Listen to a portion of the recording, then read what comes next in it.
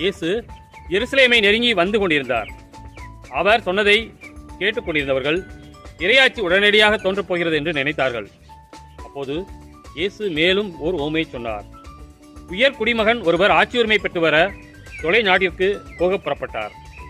அப்போது அவர் தம் பணியாளர்கள் 10 பேரை அழைத்து 10 மினாக்களை அவரிடம் கொடுத்து அவர்களை நோக்கி, நான் வரும் வரை இவற்றை வைத்து வாணிகம் செய்யுங்கள் என்று சொன்னார்.